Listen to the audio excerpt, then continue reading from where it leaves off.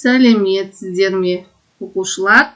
Бүгінгі сабағымыздың тақырыбы құс ұясын бұзбайық. Сабағымыздың мақсаты сурет бойынша жаңа сөздерді қайталауды, ертегі мазмұны бойынша суреттердің ретін табуды үйренесің. Сабағымыздың жаңа сөздерімен таныс болайық. Шыбық, балшық, жұмыртқа, жапырақ, қарлығаш, дәуіт, жылан, көкек. Енді келесі кезекте суретті сөздерге назар аударайық. Шыбық, жұмыртқа, жапырақ және балшық. Осы сөздермен сөз тіркесін немесе сөйлем құрастыруды үйренейік.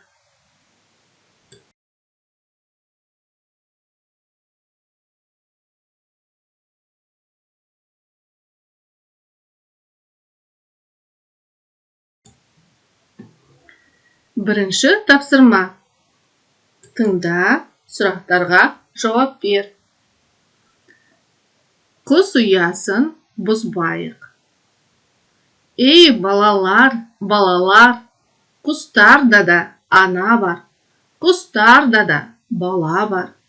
Өсіруге баланы жұмыртқасын салады.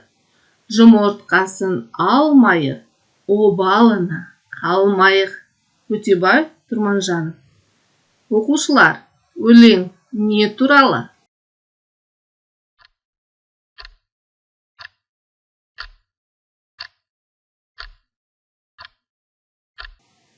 Я, әрине, құстар туралы және құстар. Келесі тапсырмамыз ол екінші тапсырма. Тыңдалым. Қазір ертегі тыңдайтын боламыз. Ертегінің аты Қарлығаш пен Дәуіт. Екінші сабақ құс ұясын бұзбайық. Екінші тапсырматында ақпараттардың қайсысы дұрыс, қайсысы бұрыс екенін анықтап айт.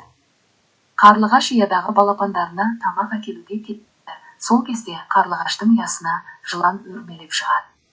Мұны көрген қарлығаш балапандарына көмектескісі келді.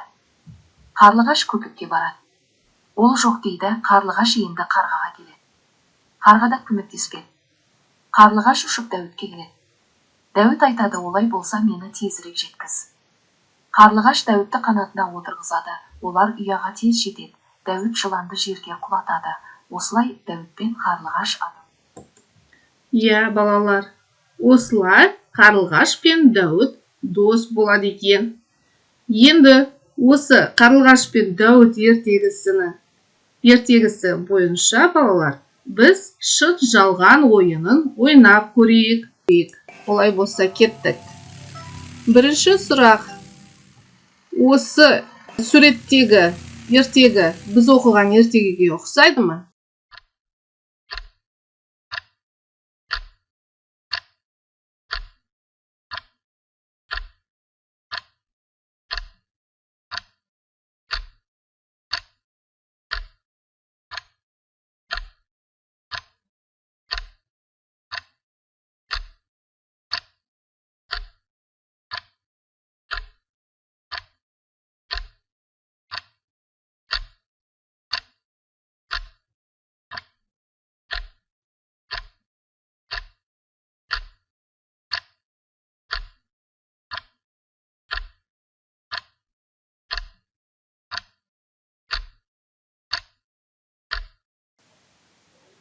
Келесі кезекте бізде топтық жұмыс ертегі құрастыру әдісі. Қарлығаш пен Дәуіт ертегісінің желісі бойынша ертегі құрастырамыз. Үй жұмысы төртінші тапсырма. Сабағымыздың соңында кері байланыс беруді ұмытпайық. Олай болса сабағымыз аяқталды. Сау болыңыздар.